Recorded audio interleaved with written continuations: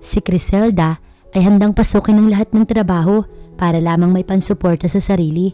Kaya nga pati ang pag-aalaga ng bata, pinasok niya na para lamang magkapera.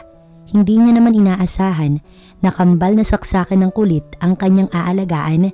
Kambal na may galit din sa mundo dahil sa pagkawala ng kanilang ina at may masungit pang ama.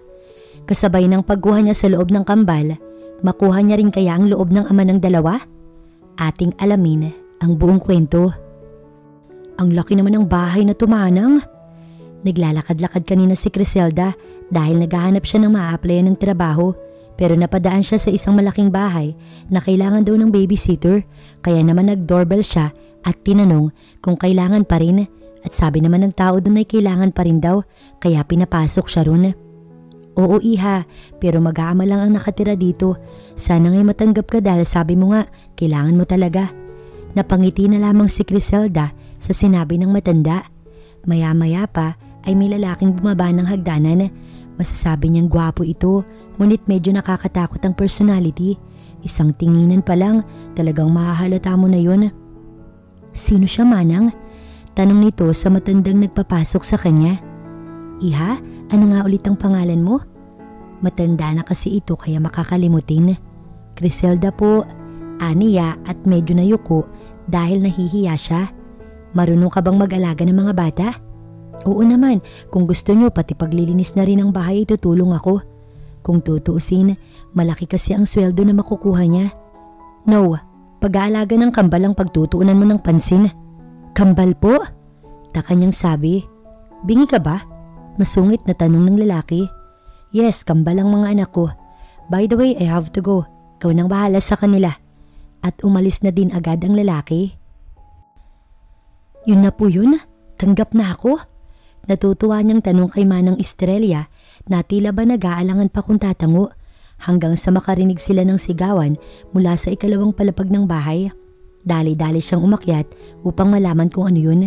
Itinuro naman sa kanya ni Manang Estrella kung nasaan ang kwarto ng kambal dahil sa pagmamadali, hindi napansin ni Criselda na may polvo sa sahig kaya ayun, nadulas siya at napaupo sa sahig. Narinig niya ang pagtawa ng dalawang bata dahil sa nangyari sa kanya. Alam niyo bang mali ang ginawa niyo? Tanong niya sa mga ito pero tumawa pa rin ang mga ito. Pero nang tumayo na siya, tumakbo palabas ang dalawa. Iha, pasensya ka na. Hindi kita nasabihan agad dahil napakakulit ng mga batang aalagaan mo kaya kailangan mo ng mahabang pasensya. Sabi ni Manang nang makalabas siya ng silid. Ayos lang po, makakayanan ko naman. Tiis-tiis lang po ganun. Sana nga. Yun na lang ang nasabi ng matanda. Nang makababa na sila, doon naglalaro ang kambal. Naghahabulan ng mga ito at may nasaging vase kaya nabasag iyon. Dapat kasi hindi kayo nagtatakbuhan. Paano na kung masugatan kayo? Sinisigawan mo po ba kami? Mataray na tanong ng batang babae. Hindi, pinagsasabihan ko lang kayo. Umirap ang babaeng ito sa kanya. Isusumbong ka namin kay daddy. Tsaka ito tumalikod. Sinubukan niya pang kausapin ng dalawa pero hindi na siya pinansin. Hiling ni Criselda ay sana nga makayanan niyang alagaan ng kambal. Eto na ang pagkain niyo. Dinalahan ni Criselda ng pagkain ng kambal sa kwarto ng dalawa. Sandaling tumigil ang mga ito sa paglalaro upang pagtuunan siya ng pansin. Ikaw po ba nagluto niyan o pinaluto niyo po kay Manang? Tanong ng batang babae. Ako ang nagluto nito, ani at ngumiti. Pero ikaw, anong pangalan mo? Siya naman ang nagtanong sa bata. Ako si Kate. Kinuha nito sa kanya ang pagkain na dala pero nagulat na lamang si Criselda nang itapon ni ng bata tsaka ito tumawa pati na rin ang kakambal nitong lalaki. May nakakatuwa ba? Inis niyang tanong sa bata na baka dahil sa boses niyang nakakatakot tumigil ito sa pagtawa. Ayaw namin kumain ni Kuya Kurt, mamaya na lang kapag gutom na kami. Masungit na ani ng bata. Hindi niyo ba alam na maraming bata ang nagugutom? We don't care. Yung Kurt naman ang nagsalita. Ang swerte-swerte niyong dalawa. Hindi na pinansin pa si Criselda ng dalawang bata at nagkunwari na lamang na wala silang naririnig upang mas lalo siyang inisin. Dala-dala ang pagkain na nasayang, lumabas si Criselda. Anong nangyari, iha? Nag-aalangan pa nga si Manang Estrella kung tatanungin siya. Sutil pala ang mga batang yun at pala sagot. Hindi po ba sila tinuturuan ng ama nila? Hindi nakasagot ang matanda. Mabuti pa, pagpasensyahan mo na lamang sila. wag mo na lamang isumbong kay Sir Kendrick. Mukhang ang tinutukoy nito ay ang lalaki na kumausap sa kanya kanina. Bakit naman po? Siya naman po yung ama ng kambal. Siguro, alam niya naman po kung paano pagsabihan ng kambal. Makinig ka na lang muna sa akin, iha. Napatango na lamang si Criselda. Kinahapunan, si Manang Estrella ang nagdala ng merienda sa kambal na hindi niya alam kung bakit pagbalik nito ay wala nang dala. Mukhang tinanggap ng kambal. Hindi po nila itinapon. Basta'y kakausapin lang sila ng maayos. Nito na kinatango na lamang niya. Naisipan ni Criselda na muling puntahan ng kambal sa silid.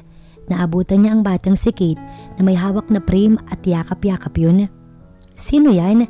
Gusto niya sanang makuha ang loob ng dalawang bata nang sa ganun mapadali ang trabaho niya. Ngunit mukhang mahihirapan siya pero kakayanin niya naman. Hindi niyo po need na malaman, sabi ni Kate at itinago ang yakap-yakap kanina sa cabinet nito. Ayaw niyo ba sa akin? Mabait naman ako Umirap si Kate. Ayaw namin sa'yo. Ayaw namin sa kahit na sino. Gusto namin ni Kuya sa mami namin. Muli nitong sigaw. Habang wala ang mami niyo kung nasan man siya, ako muna ang mag-aalaga sa inyo. Paliwanag niya sa kambal. We don't need you dahil aalagaan mo lang kami dahil babayaran ka ng daddy namin. Walang naisagot si Criselda sa sinabi ng batang si Kurt. Kaya labas na po. We don't need you. Get out! Pagpapaalis na sa kanya ni Kate, kaya walang choice si Criselda kundi ang umalis na lamang ng silid. Pero bago tuluyang lumabas, may iniwan siyang salita sa bata. Magiging close ko din kayo ng Kuya Kurt mo at magiging magkaibigan tayong tatlo. Inirapan lamang siya ni Kate at walang nakuhang sagot mula kay Kurt pero ngumiti lamang si Criselda.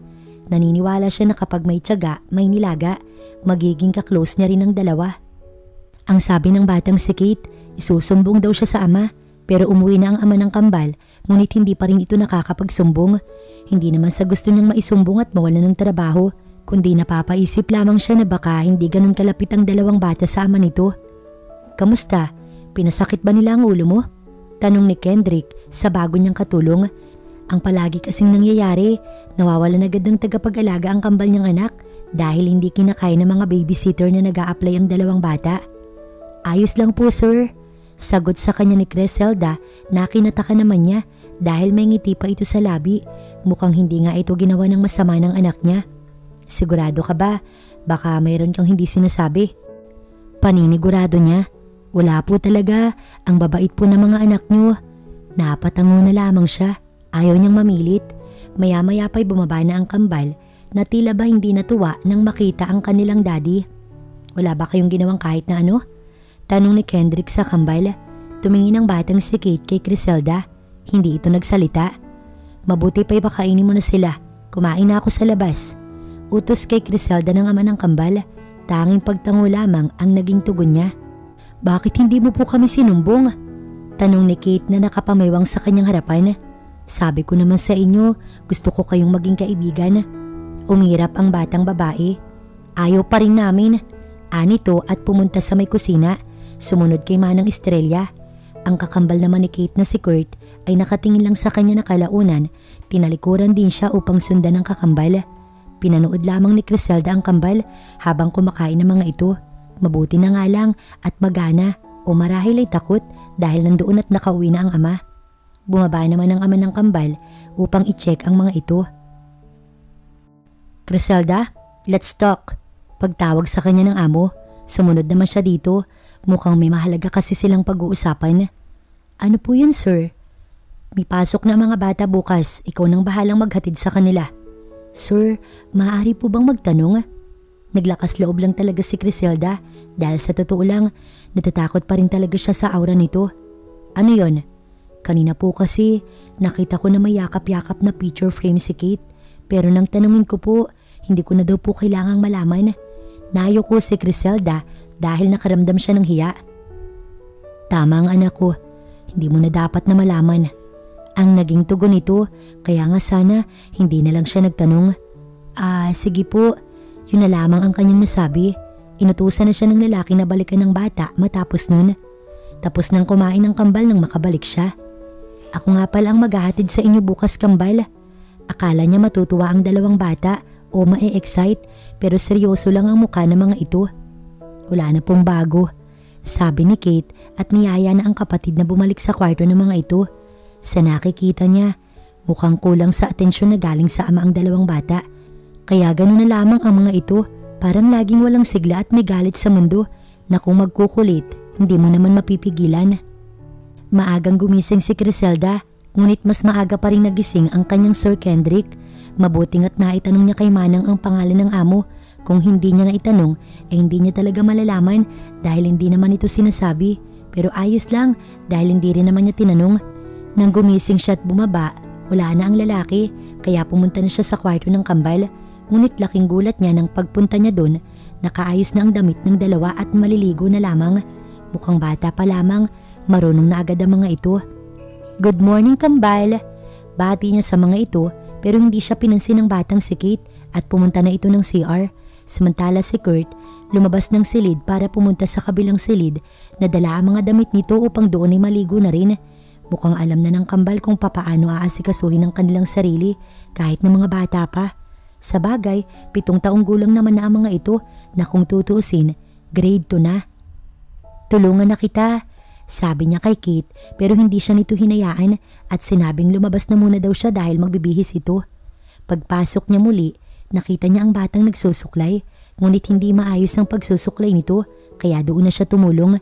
Hinayaan naman siya ng bata. Tingin niya, batid din ito na hindi nito kayang gawin iyon mag-isa. Sana si Mami na lang ang nandito. May ibinulong ang bata pero hindi niya iyon narinig dahil sa medyo mahina ang boses ng bata. Niyaya niya na si Kate na bumaba na dahil mag-aagahan na sila at nagluto na si Manang.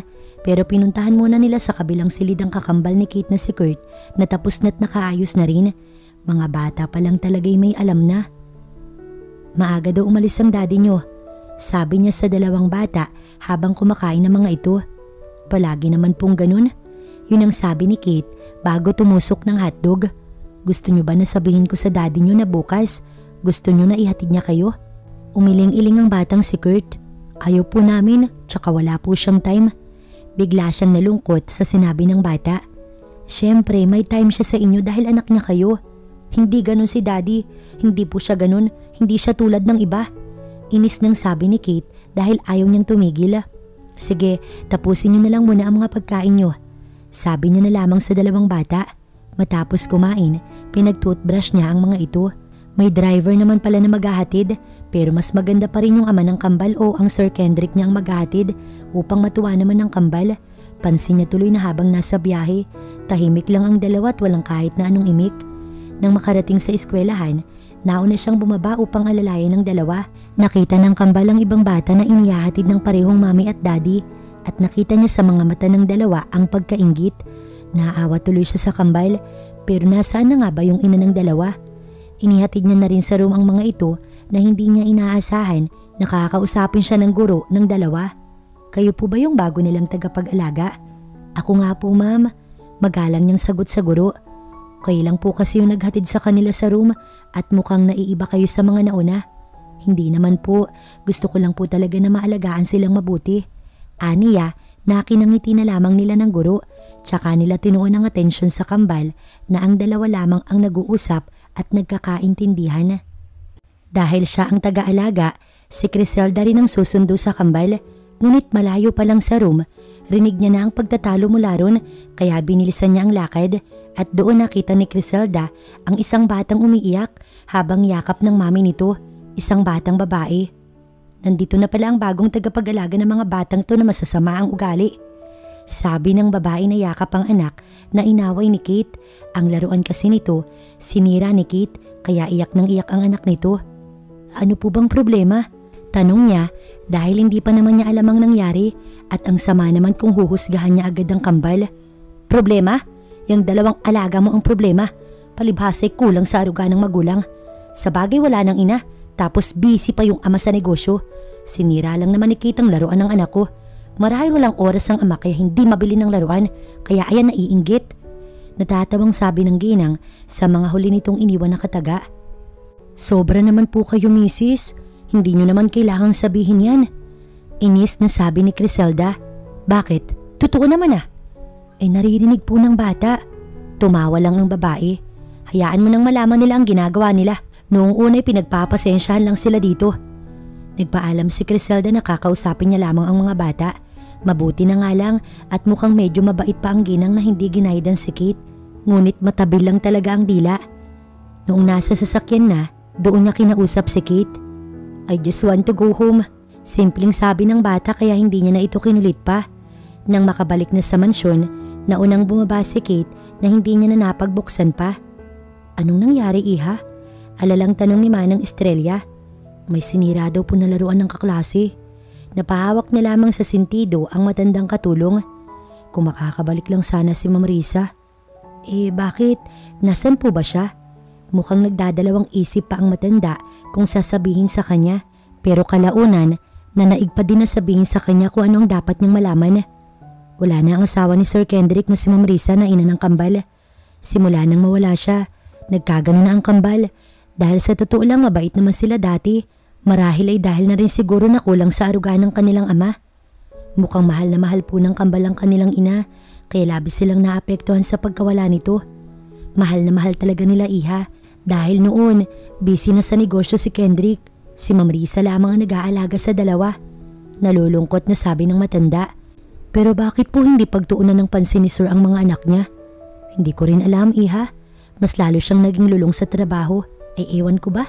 Huwag mong sasabihin kahit kanino, lalo na sa amo natin na naikwento ko sa'yo. Tanging pagtango lamang ang naging tugon ni Criselda. Labis siyang naawa kay Kate at Kurt. Nahiling niya, sana matulungan niya na maging masaya ang mga ito ulit. Kaya matapos makipag-usap sa mayordoma, doon ay pinuntahan niya ang dalawang bata. Nakitang-kita niya kung paano tumulo ang mga luha ng batang si Kate habang yakap-yakap ang picture frame kung saan doon nakalagay ang larawan ng ina. I miss you, Mommy. Umiiyak na sabi ng bata habang nakapikit. Ang batang si Kurt hindi alam ang gagawin sa kapatid na tumingin na lamang sa kanya na parang sinasabing i-comfort ang kakambal nito. Niyakap ni Criselda ang batang si Kate na noong una. Tinatanggal pa ang pagkakayakap niya. Pero kalaunan, hinayaan na siya na yakapin ito. Tahan na. Nandito si Yaya, Criselda. Ako ang mag-aalaga sa inyo ng Kuya Kurt mo. Kaya wag ka nang umiyak. Nandito lang naman ako. May paglalambing na sabi ni Criselda sa bata na kahit papaano kumalma na at noong ayos na ito, tinanggal na ang pagkakayakap niya. Pahiwatig na gusto nito na layuan niya na ito na gano'n naman ang ginawa niya. Huwag ka nang iiyak. Kung gusto mo nang makakausap, nandito si Yaya. Pwede kang magsabi sa akin, hindi kita i-judge. I don't need you. Pagsusungit ng bata pero napangiti na lamang siya dahil at least pinapansin na siya nito. Muli niyang iniwan ang silid ng kambal pero nang balikan niya ang mga ito, may dala na siyang merienda at yun ang favorite snacks ng mga ito para siguradong kakainin ng dalawa at hindi masasayang. Sige, sa labas na muna ako. Ani at lumabas na. Masaya siya na kahit papaano, na-comfort niya ang dalawa. Hanggang sa umuwi na ang kanyang Sir Kendrick ay hindi na lumabas pa ng kwarto ang kambal. Pero ang kinaiinis naman niya, may kasamang babae ang amo samantalang hindi nito alam ang nangyayari sa sarili nitong anak na kanina nga lang ay kinomfort niya dahil umiiyak. Nakaluto na ba si Manang? Opo, tapos na po. Tanging pagtango lamang ang naging tugon nito sa kanya tsaka niyaya ang babaeng kasama sa dining area para mag-dinner. Ang kambal, kumain na ba? Tanong ni Kendrick dahil sumunod siya sa mga ito. Dadalhan ko na lamang po sila sa kwarto nila. Ayaw niya kasing isipin ng kambal na pinapalitan na ng ama ng mga ito ang namayapang ina at baka lalo pang malungkot si Kate. Bakit? Kung pwede naman na sumabay na lamang sila sa amin.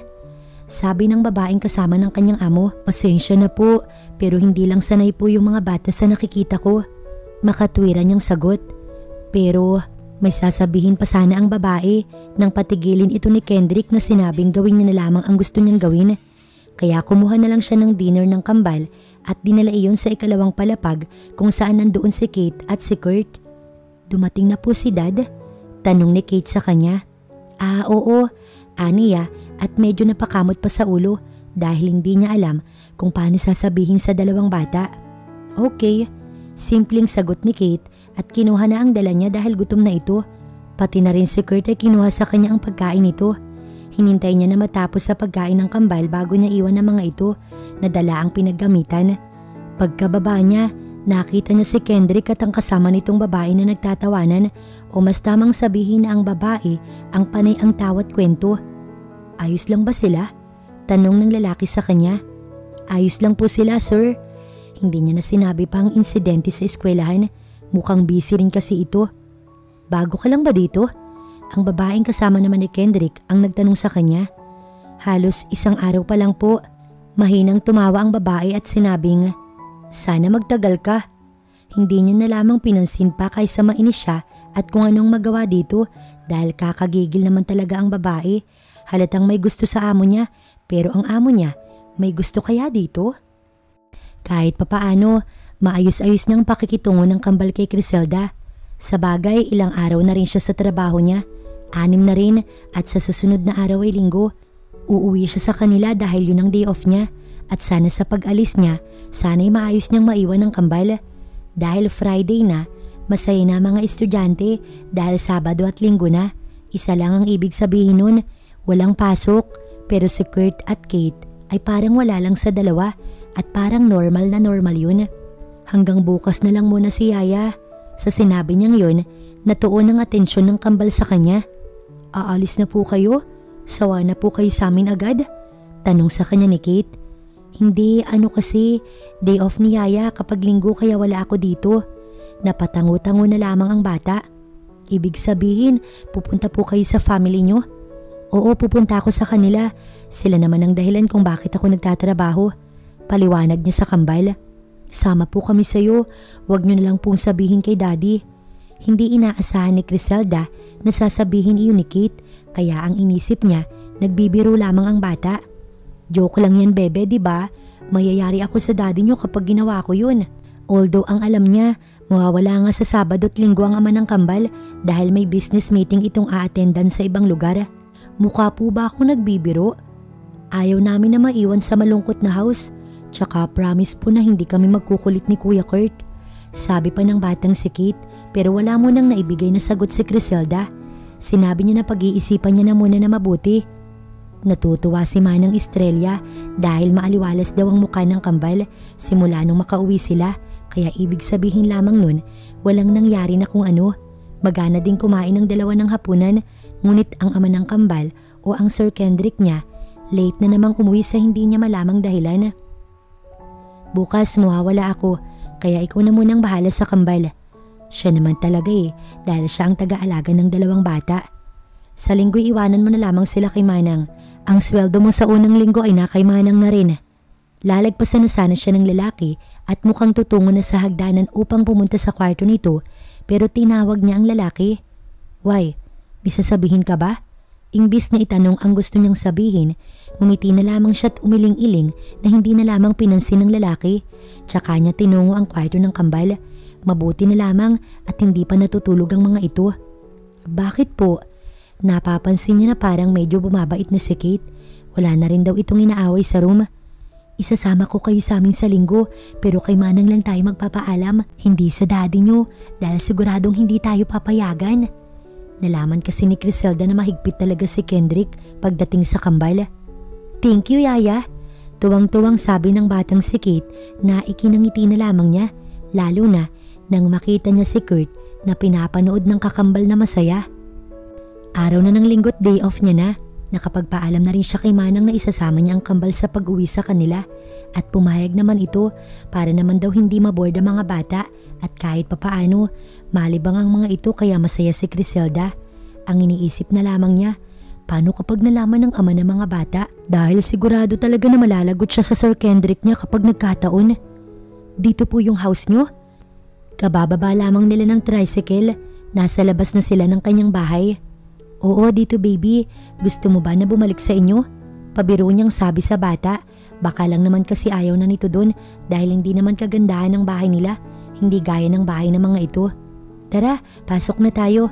Nakahawak sa magkabila niyang kamay ang kambal noong sila ay pumasok. Anak, nandito ka na. Pero sino itong mga batang kasama mo? Takang tanong ng ina ni Criselda habang nakatingin kila Kate at kay Kurt. Oo nga pala, hindi na siya nakatawag sa mga magulang kung anong trabaho ang nahanap niya dahil masyado na rin siyang naging abala sa 2 bata. Ako po si Kate at ang kakambal ko po si Kuya Kurt. Si Yaya Criselda po ang nag-aalaga sa amin. Magalang na sabi ng bata kaya napangiti na lamang ang kanyang ina. Yun pala ang bago mong trabaho anak. Ang cute ng mga bata. Sige nay, dalhin ko na muna ang mga gamit ko sa kwarto. Bukas po pala ialis din kami. Mabuti na lang talaga't walang pasok ang dalawang bata kinabukasan kahit nasabihin na Lunes na. Hindi man po ganun kaganda ang house niyo yaya, pero mukhang happy po. Ang sabi sa kanya ni Kate. Salamat Kate, aniya sa bata at pinisilang ilong nito. Mabuting at hindi ito nagalit o nainis man lang. Mukhang ayos lang dito ang ginawa niya. Paglabas niya ng silid, kasama niya ang dalawa. Si Kurt ay tahimik lamang. Pansin niya talaga na hindi ito madalas magsalita. Meron po kayong water? Tanong ng batang si Kate sa kanyang ina, kaya dali-daling kumuha ng tubig ang ina niya mula sa ref at nilagay ito sa baso. Akala niya nga ay mag-iinarte muna ang bata at i-check nito kung malinis, pero ininom nito yun agad nang walang kaarte-arte. Medyo tanghali na pala. Sige, dyan na muna kayo. Magluluto lang ako ng tanghalian natin. Paalam ng nanay niya na tanging pagtango na lamang ang naging tugon niya. Mabuti na lang at may TV sila sa sala, kaya pinanood niya na lamang muna doon ng dalawang bata para malibang ang mga ito't hindi maboard. Tsaka siya nagpaalam na kakausapin muna ang kanyang ina.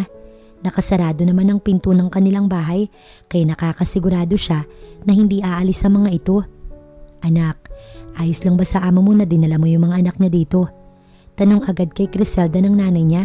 Alam niyang hindi siya makakapagsinungaling sa ina dahil kung susubukan niya, malalaman din ito yun, kaya hindi na siya nagsinungaling pa. Ang totoo po niyan, hindi po niya alam pero ayoko naman po na basta na lamang iwan ng kambal, lalo't alam ko na malulungkot lang sila sa kanilang bahay. Kanyang pagpapaliwanag. Mahirap yan nak, baka ako nung isipin ng tao. Nangangambang sabi ng kanyang ina. Napabuntong hininga muna si Criselda bago bigyan ng tugon ng sinabi ng kanyang nanay. Handa naman po akong ipagtanggol at ipaliwanag ang sarili ko. At isa pa po, nagmamalasakit lang naman ako sa dalawang bata. Kinahaponan, umuwi na ang tatay ni Criselda. Sabi ng nanay niya, may pinuntahan lang ito na kumpare. Hindi na rin niya ito pinagtatrabaho pa. Baka kasi kung ano pang mangyari. At bilang nag-iisang anak ng mga ito, kaya nga siya nagsisikap na magtrabaho para mabigyan sila ng magandang buhay at hindi basta lait-laitin ng ibang tao na wala namang magawa sa buhay. Nandito na pala ang maganda kong anak. Natutuwang sabi ng tatay niya na mabilis siyang niyakap dahil sa kasiyahan, pero gaya ng naging reaksyon ng ina niya, napatingin din ito sa kambal. Mga alaga ko po sila tay. Paliwanag niya dito. Marami talaga ang namamatay sa maling akala. Akala niya kasi aayawan nito ang dalawang bata, pero mukhang tuwang-tuwa pa ito. Ako si Tatay Marsing. Pwede niyo akong tawagin na Lolo Marsing at ang asawa ko naman ay Nanay Lydia. Anito sa dalawang bata na noong una natatakot pero napangiti na lamang. Hello po, ako po si Kate at ang kakambal ko po ay si Kuya Kurt. Masiglang sabi ni Kate. Ang nanay niya na galing kusina ay napangiti na lamang. Kanina nga'y nagustuhan ng kambalang niluto nito. Tinulungan ni Criselda ang nanay niya sa pagluluto ng hapunan. Samantala ang kambal, naiwan sa kanyang ama, nakalaro ang dalawang bata. Naging malapit na agad sa isa't isa ang mga ito. Kitang-kita talaga na gusto na ng tatay mong magkaanak ka. Natatawang biro sa kanya ng kanyang nanay. Nay naman, alam niyo naman na gusto ko na munang mabigyan kayo ng maayos na buhay. Yung mas magandang bahay, ganun. Aniya at napailing-iling pa. Anak, ayos na sa amin kung anong meron tayo ngayon. Sabi ng kanyang ina, pero imbis na mga tuwiran pa, nirespeto na lamang niya ito, pero hindi pa rin nagbabago ang kanyang nais para sa mga ito. Matapos makapagluto, naghain na sila upang makakain na sila agad at makapaglaro muli ang kambal. Nang balikan ni Criselda ang kanyang tatay, kalaro nito ang dalawang bata na may ngiti sa labi at masaya, kaya masaya na rin siya sa nakikita. Ang bait-bait po ng tatay niyo, sabi ng batang si Kate nang mauna na sa kusina ang kanyang tatay at siya ay kinakausap muna ang dalawa. Sana po ganun din si daddy. May pait na sabi ng bata pero pinilit pa nito ng umiti upang hindi siya mag-alala. Gusto mo ba pagbalik natin sabihin ko sa daddy niyo na gusto niyong makabanding siya? Sabay umiling ang kambal. Magsasayang lang po kayo ng time yaya. Okay na po kayo at ang family niyo po. Salamat po sa pagsama niyo sa amin dito. Hindi tuloy inaasahan ni Criselda na yayakapin siya ng bata dahil sa sobra nitong kasiyahan. Noong nasa hapag na silang lahat, Si Kate ang pinag-lead nila ng prayer. Meron naman daw sa school nito at marunong ito, kaya ginawa naman ng bata. Napangiti na lamang siya lalo na ang nanay at tatay niya na tuwang-tuwa sa kambal na parehas na maganang kumain, lalo na si Kate. Kapag day off ng Yaya Criselda nyo, pwede kayong pumunta dito, sabi ng kanyang nanay na hindi niya alam kung mangyayari pa, lalo na kapag nalaman ng amo niya na dinala niya doon ang anak nito. Talaga po, salamat po Lola Lydia. Natuwa na lamang ang kanyang nanay sa reaksyon ng bata. Hindi na tuloy siya nakatiis, kinuhanan niya ng litrato ang kambal. Masaya kasing makita na masaya ang dalawa. Lunes na, nang makabalik si Kendrick mula sa kanyang business meeting, kasama niya si Nisha na sumama sa kanya. Ngunit laking pagtataka niya na pagbalik niya ng kanyang bahay, wala doon ang kambal niyang anak, pati na rin ang bago niyang katulong. Yun ang sabi ng isa sa mga maid doon, kaya agad niyang tinawagan si Manang Estrella upang kausapin. Nasaan ang mga anak ko? Istrikto niyang tanong sa matanda. Nakitang kita kung paano kabahan, kaya alam niyang may alam ito. Day off nga po ni Criselda kahapon, kaya naisip niyang isama ang kambal. Kaysa naman madboard daw po dito at pinili naman po ng kambal na sumama sa kanya. Paliwanag ni Manang Estrella. At hinayaan niyo? Paano nalaman ko anong gawin ng babae niyo sa dalawang bata? Nag-iisip ba kayo? Pinasama niyo talaga? I can't believe this. Sinisya na kung makapag-react, akala mo GF na ito ni Kendrick.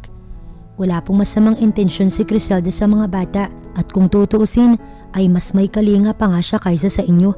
Nagmamalasakit lamang po yung tao. Agad namang sabi ni Manang Estrella dahil sa totoo lang ay iritado na siya sa babaeng ito na ayaw niya para sa kanyang amo dahil sa taglay na kasamaan ng ugali. Palibhasa kaparehas niya kayo, mga... Hindi na naituloy ni Nisha ang sasabihin dahil sinagawa na ito ni Kendrick. Stop it Nisha, hindi ka nakakatulong, malis ka na lang. Ani ito sa babae na napairap na lamang bago ito umalis. Manang, kapag hindi na ibalik ng babaeng yun ang mga anak ko, alam niyo na kung anong mangyayari.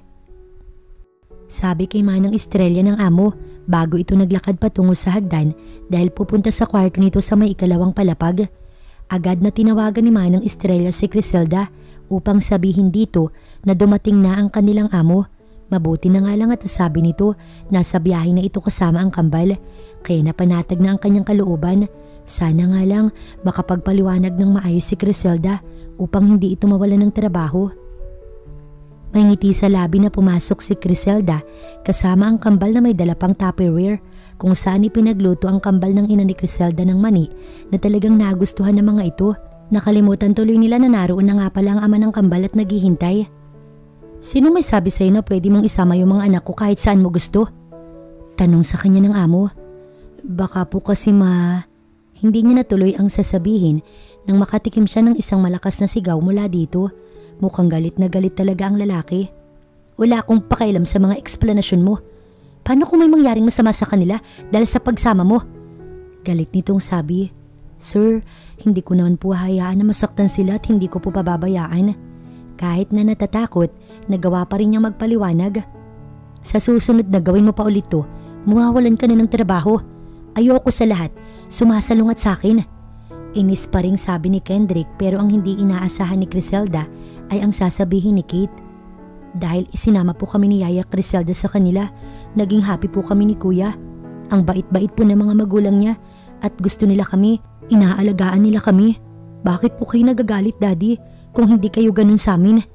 Tanong ng bata sa ama na wala namang naisagot agad pero imbis na intindihin ng amo ay sinundan na lamang ni Criselda ang dalawang bata na mukhang gusto nang magpahinga sa kwarto ng mga ito. Baby, mali ang ginawa mo. Hindi mo dapat pinagsasalitaan ng ganun ng daddy dahil daddy mo siya. Sabi ni Criselda kay Kate nang naroon na sila sa kwarto ng kambal. Pero Yaya, inaaway ka po niya. Kaya ko namang ipagtanggol ang sarili ko. Pero ikaw, daddy mo yung kausap mo, dapat nirerespeto mo siya. Paliwanag niya sa bata. Pero po kayo, hindi niya nire-respect. Tsaka totoo naman po hindi niya kami inaalagaan ni Kuya. Palagi lang siyang nag-work. Ayaw niya sa amin. Umupo si Criselda sa tabi ng bata. Hindi niya ayaw sa inyo. Naniniwala ako na mahal niya din kayo ng kuya mo pero hindi niya lang alam kung paano niya ipapakita. Aniya habang hinahaplos ang buhok ng bata. Yaya, wag mo kaming iiwan ni kuya ha. Ikaw lang po kasi ang may care sa amin pati si Manang, kaya wag mo po kaming iiwan. Hindi kita iiwan baby, hindi ko kayo iiwan ng kuya mo. Dito lang si Yaya. Bago siya lumabas ng silid ay nag-group hug sila. Napabuntong hininga na lamang si Criselda nung nasa labas na dahil sobrang halata na may pinagdadaanan ng dalawang bata at may hinanakit ito sa ama. Dahil nauuhaw siya, bumaba na muna si Criselda upang sana ay uminom ng tubig na sana'y hindi na lamang niya ginawa dahil nakita niya ang amo na nagiinom at tila ba may kinakausap kahit wala namang tao. Bakit mo ko iniwan ng maaga? Bakit, Risa? If you just tell me na may sakit ka, naalagaan sana kita't kasama pa kita ngayon, pati na mga anak natin. Di ko alam ang gagawin ko. Masyadong malayo ang loob nila sa akin. Gusto kong mapalapit sa kanila pero hindi ko alam kung paano. Kung hindi ko lang sana inuna ang kumpanya at kayo ang pinagtuunan ko ng pansin. Matapos bitiwan ng mga salitang yun, napaiyak na lamang ang lalaki na may kasama pang mahinang tawa na parang yun na lang ang ginagawa nito upang maibsan ang sakit na nadarama. Sa takot na baka makita siya ng amo, tinungo na lamang niya ang kanyang silid doon kung saan siya natutulog. Bukas na lamang siya iinom. Dapat pala may sarili na siyang tubig na dinadala sa kwarto niya upang hindi niya na kailangang bumaba pa. Kinabukasan, maaga niyang ginising ang kambal dahil may pasok pang mga ito. Gusto niya sana siya na naman ang mag-aasikaso upang maramdaman ulit ng dalawang bata kung paano ang inaasikaso at inaalagaan. Ako na maghahanda ng damit niyo. Maligo na kayo. Sabi niya sa dalawang bata na kinatuwa naman ng mga ito. Si Kurt ang naunang matapos kaya ito muna ang inasikaso niya at sunod ay si Kate na medyo matagal pa dahil susuklayin niya pa tapos patutuyuin ang buhok tsaka iipitan. Nang maayos na ang dalaway bumaba na sila, ngunit laking pagtataka nilang tatlo dahil nandoon pa ang ama ng mga ito. Sa bagay, 6:00 pa lang naman. Pero noong mga nakaraang araw, maaga talagang umaalis ang amo niya kaya katakataka naman talaga. Let's eat breakfast na. Nagpaluto ako kay Manang ng mga paborito niyo. Sabi ni Kendrick sa kambal na nagtinginan muna bago tumingin kay Criselda na wala ring alam kung ano bang nangyayari sa kanyang amo. Siguro may sakit si Daddy o baka hindi siya yan. Narinig pa ni Criselda na bulong ni Kate sa kakambal kaya natawa na lamang siya habang ang amo niya takang-takat parang gustong alamin kung anong pinagkukwentuhan ng kambal na anak pero hindi naman ito magawa. Kitang-kita ni Criselda kung paano mawirduhan ng magkapatid habang inaasikaso ito ng ama. Sa nakikita niya, mukhang hindi sanay ang kambal sa ginagawa ng amo niya kaya ganoon na lamang ang mga mata ng dalawa kung mang-judge na para bang hindi daddy ng mga ito ang gumagawa o kumikilos sa mga oras na yun. Matapos kumain, pinag-toothbrush na muna ang dalawa na mabilis namang nagawa ng mga ito. Paalis na sana sila dahil ang driver ay naghihintay na lamang sa labas nang bigla na lamang sumunod ang Sir Kendrick niya. Ako na maghahatid sa inyo, magbibihis lamang ako saglit. Napapakamot pa sa ulo na sabi nito na tila ba nahihiya sa kambal na anak. Si Daddy ba talaga yun? Tanong ni Kate kay Kurt. I think so. Sagot naman ito. Yaya, iwan na po natin si Daddy. Si Kuya Driver na lang po ang maghatid sa atin. Sabi sa kanya ni Kate na gusto niya sana'y ganun na nga lang pero mayayari na naman ulit siya at baka this time tuluyan na siyang mawalan ng trabaho. Ba't ba kasi ang tagal ng ama ng dalawa? Pero nang makabalik na ito, ayos naman na ang suot.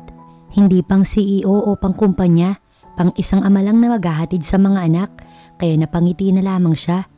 Habang nasa biyahe, tahimik lang ang dalawang bata na kung hindi niya pa kakausapin, hindi magsasalita. Mukhang hindi talaga sanay sa daddy ng mga ito. Mabuti na lang at mabilis silang nakarating sa eskwelahan. Bye po Yaya. Yumakap sa kanya si Kate samantalang si Kurt ay kumaway habang si Sir Kendrick niya hindi man lang pinansin ng kambal na hindi niya alam kung sinasadya ba. Malapit na agad sila sa'yo. Anito na hindi naman niya alam kung paano tutugunan. Mabait naman po yung mga bata. Yun naman ang kanyang sinabi. Sa lahat ng naging tagapag-alaga nila, ikaw lang ang nakasundo nila. Pagkukwento ng kanyang Sir Kendrick. Baka po kasi ako lang ang sinubukan na mapalapit sa kanila. Sabi niya na lang at pumasok na sa loob ng kotse. Habang nasa biyahe, siya naman ang tahimik. Pakiramdam niya kasi ay isang maling salita lang niya. Magagalit na ang kanyang amo. Criselda, pagtawag nito sa kanyang pangalan kaya bahagya pa siyang nagulat at hindi alam kung ano ang ire-react.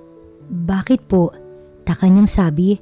Hindi kasi talaga siya sanay na bigla-bigla na lang tinatawag ang kanyang pangalan. Pwede mo ba akong tulungan? Kumunot ang kanyang noo. Tulungan saan? Gusto niya kasing malinawan na mapalapit sa mga anak ko. Please don't laugh at me, pero gusto ko lang talaga na mapalapit sa kanila. Hindi agad nakapagsalita si Criselda sa pagkabigla, pero nang makaisip ng tamang words, binigyan niya ng kasagutan ng amo. Ayos lang naman po sa akin na tulungan kayo, pero sana seryoso kayo sa gagawin niyo. I am Criselda. Gusto ko nang makalapit sa mga anak ko. Ayoko nang malayo sila sa akin. Kaya napangiti na lamang siya. Mukhang sincere naman talaga ang amo. Habang sa eskwelahan, masaya nang nakikipag-usap sa mga kaklase ang kambal na si Kate at Kurt. Pati nga ang teacher nagtataka na dahil tila ba bumabalik na sa dati ang kambal na sa tingin na rin nila ay dahil sa bagong yaya ng mga ito na labis-labis ang pag-aalaga sa dalawa kahit na hindi anak ang mga ito. Akala ng kambal ay ang yaya Criselda na lang nila ang susundo sa kanila. Ngunit laking gulat nila nang kasama pa rin ang kanilang daddy. Kaya naman biglang napaisip si Kate at napatanong din ito sa kuya Kurt niya na takang-taka din. Hindi siya busy? Nagkibit balikat lamang si Kurt sa kakambal hanggang sa nakalapit na sila sa dalawang tao na kanina pa naghihintay. Kamusta ang klase? Mahirap ba? Mayroon ba kayong hindi maintindihan? Hindi na nga sila sanay na hinahatid at sinusundo sila ng ama. Tapos ngayon, tinatanong pa nito kung kamusta ang naging klase nila. Kahit sino naman talaga ay magtataka. Nang hindi sumasagot ang kambal, nagsalita na si Criselda. Babies, kinakausap kayo ng daddy nyo. Anito sa dalawang bata. Ayos lang po. Tila ba walang ganang sagot ni Kate. That's great. May gusto ba kayong puntahan na kainan? Tanong ni Kendrick sa mga anak na mukhang nahihirapan pang mag-isip dahil ang tagal niya bago makakuha ng sagot. Dahil nang may maisip na ang bata, tila ba ayaw naman sabihin sa kanya kung saan. Huwag ka nang mahiya anak, pupunta tayo dun. Gusto ni daddy na makabanding kayo ng kuya mo.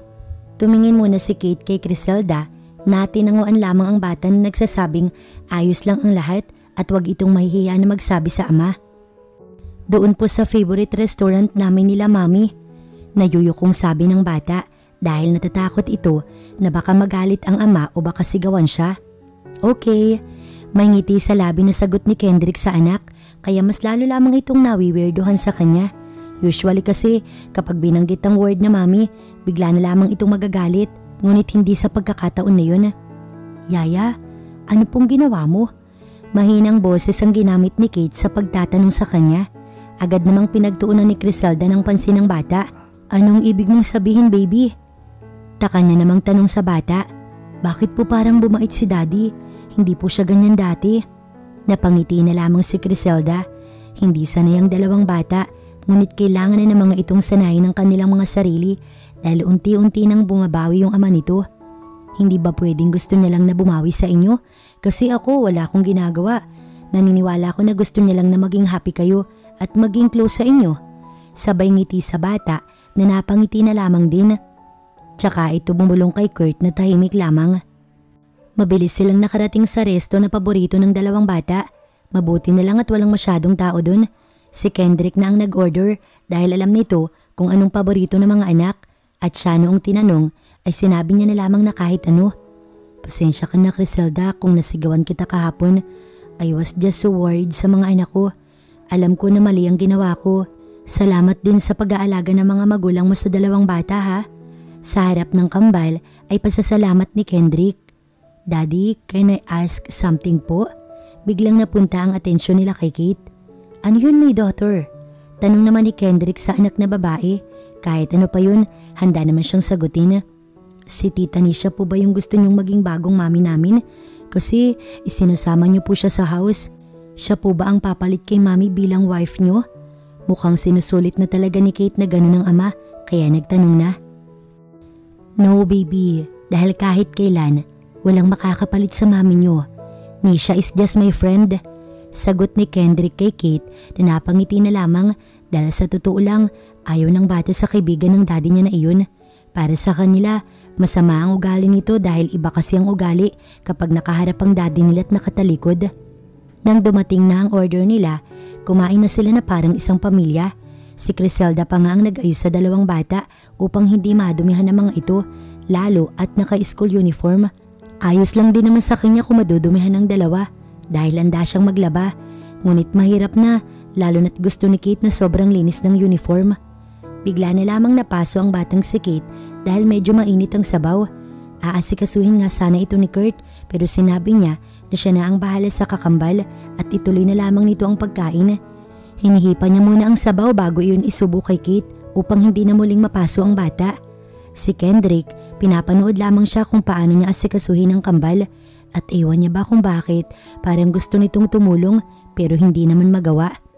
Nang matapos silang kumain, nagbayad na si Kendrick pero bago umalis, pasimple niya na munang inayos sa mga pinaggamitan at ginaya naman siya ng dalawang bata kung saan napangiti na lamang si Criselda dahil napaka-cute talaga ng kambal at napakatalino din.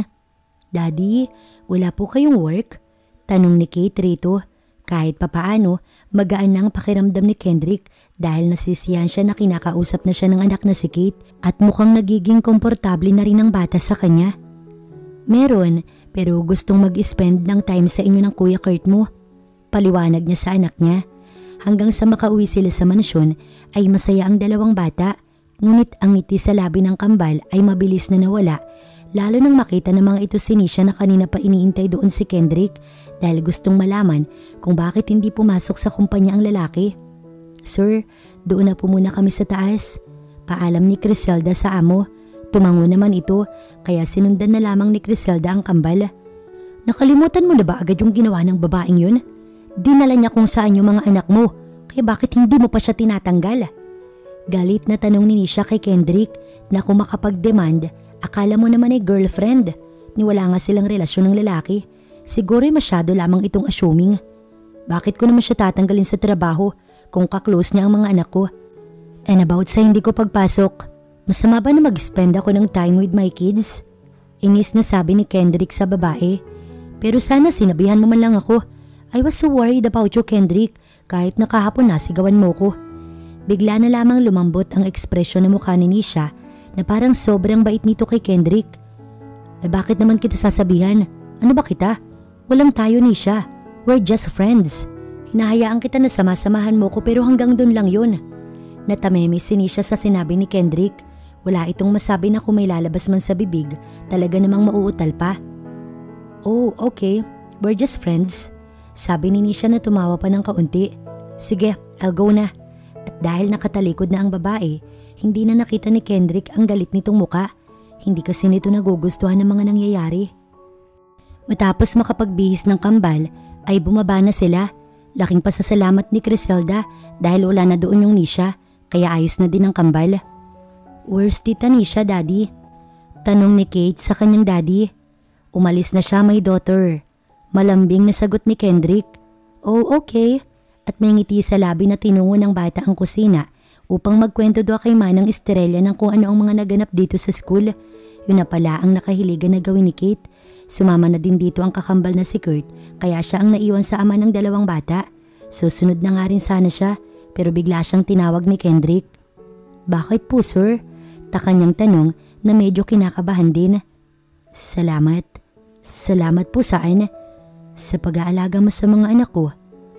Idinaan na lamang ni Criselda sa mahinang pagtawa ang lahat. "Sir, trabaho ko po kasi yun. Pero sobra-sobrang pag-aalaga ang binibigay mo sa mga anak ko. Kaya dapat lang ako magpasalamat sa iyo dahil doon." "Wala yun, sir." Yun na lamang ang kanyang nasabi. Susubukan niya ulit sana na sundan ng kambal nang hawakan nito ang kanyang kamay. "Promise me na you will not leave us. I mean them. Huwag mo silang iiwanan dahil nasasanay na sila sa iyo." Ngumiti na lamang siya sa lalaki. "Mahal ko na po ang trabaho ko, sir, at masyado nang malapit ang loob ko sa mga bata para basta-basta na lamang silang iwanan ng walang dahilan." Matapos ng bitiwan ng mga salitang yun, binitiwan na siya ng lalaki. Napahawak na lamang si Criselda sa dibdib niya noong kasama niya na ang kambal at si Manang Estrella. Tila ba kasi walang tigil ang mabilis na pagtibok ng kanyang puso sa hindi niya malamang dahilan, hinawakan lang naman ng Sir Kendrick niya ang kanyang kamay. "Is there something wrong po, Yaya? Okay lang po ba kayo?" Nag-aalalang tanong sa kanya ni Kate para kasing hindi siya okay. "Ayos lang ako." Ngumiti pa siya sa bata. Are you sure po? Oo naman, tsaka kapag kasama ko kayo, okay lang si Yaya. Kami din po, okay po kami kapag kasama ka.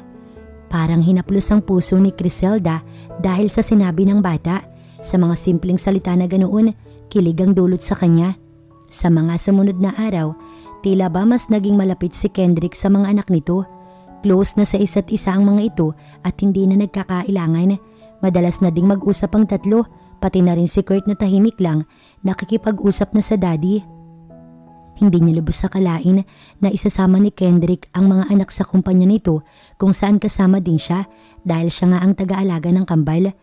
Tuwang-tuwa pa nga ang mga empleyado sa dalawang bata dahil napakabibo ng mga ito. Ngunit bigla na lamang dumating si Nisha na binati ang kambal kaya mabilis na nawala ang ngiti sa labi ng dalawang bata. Ayaw talaga sa babae. Maganda na isinama mo sila dito, Kendrick, kaysa iwan mo sa kung sino-sino. Parang siya ang pinariringgan ng babae pero hindi ito pinansin ni Kendrick at kinausap na lamang ang mga empleyado. Sinubukan namang hawakan ni Nisha ang braso ni Kate ngunit iniiwas ng bata ang braso nito dahil ayaw nitong magpahawak kay Nisha. Akmang ipipilit pa rin ni Nisha ang kagustuhan na hawakan ng bata pero siya na ang humawak sa kamay nito. Ayaw nga sa'yo, Kate. Huwag mong takutin ang bata. Inis niyang sabi kay Nisha at pabalagbag na binitiwan ng kamay nito. Ngumiti lang si Nisha tsaka ito pa simpleng lumayo. I'm happy na unti-unti nang bumabalik sa dati ang kambal. Mukhang nakakalimutan na nila ang pagkawala ni Risa. Kaya ang lahat ay napatingin kay Nisha na nagsalita. Ang mukha ni Kendrick ay bigla na lamang naging seryoso at mapaghahalataan mo talaga na hindi nito nagustuhan ang sinabi ng babae na nakakairita naman talaga dahil hindi na kailangan pang sabihin yun. Excuse us. At hinigit ni Kendrick paalis doon ng babae. Ano sa tingin mo ang ginagawa mo, ha? Galit na tanong ni Kendrick kay Nisha. Kendrick, I'm just saying the truth na unti-unti nang nagiging maayos ang kambal. Sabi ni Nisha na nasasaktan na sa pagkakahawak ni Kendrick sa kanyang braso dahil medyo madiin talaga yun. Yes, pero hindi mo na kailangan pang banggitin ang tungkol kay Risa at pinarinig mo pa talaga sa kanila. Nag-iisip ka pa ba? Upang pakalmahin ng lalaki, hinaplos ni Nisha ang braso nito gamit ang isang kamay. Ngunit nang bitawan na siya, itinulak naman siya ng lalaki. Don't touch me. Walang tayo, Nisha, at kailanman hindi magkakaroon dahil ang gusto ko ngayon ay makapag-focus na muna sa mga anak ko. I don't need you or any woman. Inis na sabi ni Kendrick sa babae. Hindi mo kailangan talaga? Really? Bakit ang babaeng yun? Mukhang nagiging malapit ka sa Criselda na yun. Paano mo ma-explain yun? Bago talikuran si Nisha, ay may mga huling sinabi si Kendrick. Gaya ng sabi ko, walang tayo para magpaliwanag ako sa'yo.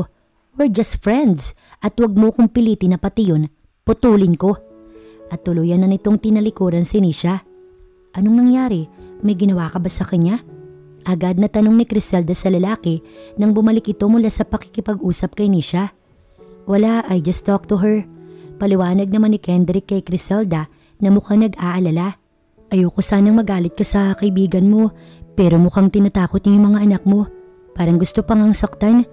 Nasa sayo kung maniniwala ka o hindi pero hindi ako gumagawa ng kwento. Sabi ni Criselda habang pinapanood ang dalawang batang kumakain ng pizza at masayang nanonood ng videos. Thank you for telling me the truth. Naniniwala ka sa akin? Hindi makapaniwalang tanong ni Criselda. Bakit naman hindi? Alam ko naman na hindi mo magagawang magsinungaling. Umiwas na lamang ng tingin si Criselda dahil hindi niya makayanan ang tingin ni Kendrick. Nagpaalam din siya na aasikasuhin na lamang muna ang kambal nitong mga anak. Mabuti na lang at pumayag ang lalaki. Akala niya kasi may kung ano pa itong sasabihin. Habang pinapanood ang kambal na anak na masaya habang kasama si Criselda, hindi maiwasang mapangiti ni Kendrick. Si Criselda ang naging susi upang mapalapit siya sa mga anak at para makamove on ng dalawang bata sa pagkawala ng ina ng mga ito. Kaya malaki ang pasasalamat niya sa babae. Yun nga lang, napapaisip pa siya. Paano kung biglang dumating ang oras na aalis si Criselda? Na sana nga hindi mangyari, baka kasi hindi kayanin ng dalawang bata at bumalik na naman ito sa dati. Daddy, pwede po ba naming dalawin si Mami? Ipapakilala lang po namin si Yaya Criselda sa kanya. Nabigla si Kendrick sa naging tanong ng anak at saglit din siyang napaisip pero ang naging sagot niya ay ang sa tingin niya makakapagpasaya sa kambal. Yes, Dadalaw tayo sa mami mo. Kaya si Kate kulang na lang magtatatalon habang si Kurt ay masaya, samantala si Criselda napapangiti lang habang nakatingin sa kanya.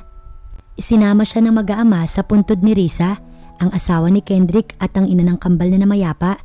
Ilang buwan lang din ang nakakalipas kaya parang sariwa pa rin sa kambal ang lahat, pero nang dumating siya sa buhay ng mga ito, unti-unting nagbago ang dalawang bata at bumalik sa dati. Hello po mami, kasama po namin si Yaya Criselda. Siya po ang nag-aalaga sa amin ni Kuya Kurt and she's so nice po. Inaalagaan niya po kami ng mabuti. Kayo po mami, how are you po? Sana po, happy lang po kayo dyan. Hinaplos pa ng bata ang lapida ng ina kaya kulang na lang maiyak si Criselda sa kanyang nakikita. Halatang miss na miss ng dalawang bata ang ina pero walang magagawa kung ganun talaga ang nakatadhana na mangyari. Sunod na nagsalita ay si Kurt na mahina lamang kaya hindi nila masyadong naririnig. Sumunod ay si Kendrick na kanina ito nagtirik ng kandila at naglagay ng bulaklak. Han, gabayan mo kami ng mga bata ha. Pasensya ka na kung hindi ko sila masyadong naaalagaan nung mawala ka, pero pinapangako ko na ngayon ipopokus ko na yung atensyon ko sa kanila na hindi ko nagawa nun kaya ka nawala sa amin ng maaga. Miss na miss ka na namin.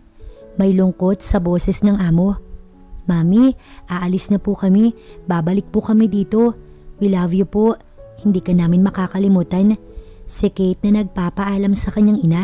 Siya ay nagbabay na din kahit papaano. Baka kasi multuhin siya ng babae kapag napapabayaan niya yung mga mahal nitong anak. Sino ba naman kasing magulang ang gusto na hindi maalagaan ng tama ang mga anak? Saan niyo gustong kumain? Dapat hindi na nagtanong pa si Kendrick dahil ang isinagot lamang ng dalawang bata ay sa paboritong kainan ng mga ito kaya napangiti na lamang siya dahil tuwang-tuwa ang kambal lalo na nang tignan siya pero bigla niyang naalala na linggo na naman pala bukas kaya kailangan niya na namang umuwi sa kanilang bahay pero mamaya niya na lamang sasabihin yun. Wala ka bang ibang gusto? Tanong sa kanya ni Kendrick. May hawak din naman siyang menu pero naka-order na ito't ayos na rin. Kaya wala nang problema pero sadyang mapilit ang lalaki kaya nagsabi siya ng dessert na gusto niya. Yaya, Sunday na po bukas. Uuwi ka po ulit kay Lolo Marsing at Lola Lydia? Na-excite na sabi ng batang si Kate. Oo baby, kasi hinihintay din nila ako kaya kailangan. Nahihiya niyang sabi sa bata at dumagdag pa sa pagkahiya niya na nakikinig ang kanyang amo na pinapakinggan lahat ng sasabihin niya. You can go naman po. Ngumiti pa si Kate. Pero mukhang may mas magandang suggestion ito. Pero sama po ulit kami ni Kuya Kurt kasi we want to be with them po ulit. Tumingin siya sa amo na ngumiti lamang. At dahil payag naman ng daddy niyo, isasama ko na kayo.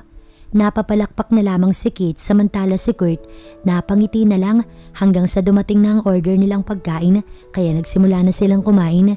Medyo makalat si Kate kaya todo asikaso siya dito at si Kendrick pinapanood lamang ang ginagawa niya. Nabusog naman silang lahat, lalo na ang dalawang bata na madaming kinain. Ihatid ko na kayo bukas. Marahil ay dahil sa kabusugan ay nabigla siya. Sir, hindi naman na po kailangan, may sasakyan naman po. Nahihiya niyang sabi sa amo, baka mamaya kasi magpakilala pa ito sa mga magulang niya. Ihahatid ko na kayo, gusto ko din na makilala ang parents mo. Mag-a-assume na sana siya pero naisip niya na gusto lang makilala ng lalaki ang mga magulang dahil naging mabait sila sa kambal. Ako po ang amo ni Criselda at ang ama ng kambal. Pagpapakilala ni Kendrick sa mga magulang niya, ang nanay niya ay napangiti na lamang na mukhang kinikilig samantala ang tatay niya seryoso lamang. May gusto ka ba sa anak namin? Napayuko na lamang siya dahil sa totoo lang nahihiya talaga siya. Ano ba itong sinasabi ng tatay niya? Nakakahiya naman sa amo niya. Baka kung anong isipin. Hindi naman sa pag-aano pero bakit mo kailangan ipakilala ang sarili mo sa amin? Sa mga katulad mong mayaman, hindi na kailangan yun. Gusto ko lang po na magpasalamat sa pag-aasikaso niya sa mga anak ko. Nang dalhin sila ni Criselda dito, bihira na lang po ang mga tao na katulad nyo. Dinaan na lamang ng tatay niya sa pagtawa ang pagkapahiya nito at pag-assume. Ano ba yun iho? Wala yun dahil napakabuting bata ng mga kambal at mukhang sayo naman ang itsura. Ang nanay niya na ang sumagot kaya natawa na lamang si Kendrick pero nagpaalam ito na kailangan na ding umalis dahil may aasikasuhin. Inihatid niya sa labas ng bahay nila ang amo habang ang kambal naiwan sa loob dahil naglalaro na ang mga ito. Ingat po sa biyahe, sir. Ani at papasok na sana sa loob pero tinawag siya ng amo. Ngunit nang tanungin niya kung bakit, hindi naman ito sumagot at sinabi na mag-enjoy daw sila. Kaya naman napailing-iling na lamang si Criselda. Minsan talaga, may kawirdohang taglay ang kanyang amo. Nang makapasok siya sa bahay, naglalaro lamang ang kambal kaya napangiti na lamang siya. Nagbihis na muna siya bago lumabas ng kanyang silid. Maya-maya din ay magtatanghalian na sila kaya nakakasigurado siya na magugustuhan na naman ng kambal ang luto ng kanyang ina. Yun nga lang, nakalimutan nito na bumili ng pampalasa kaya pinabili pa siya sa tindahan. Doon na siya bumili sa pinakamalapit kung saan hindi niya inaasahan na makakausap niya si Matt, ang binatang alam niya na may gusto sa kanya at alam na may gampanin siya sa buhay kaya hindi makapangligaw at naging busy din ito sa trabaho matapos makapagtapos. Kamusta ka na, Seda? Yun ang tawag nito sa kanya. Eto, ayos lang naman. Ikaw ba? Balik niya sa lalaki. Hindi pa rin kompleto dahil hindi pa nagiging tayo. Hindi niya alam kung joke ba yun o ano, pero sa tingin niya mukha itong seryoso. Sige, uwi na ako.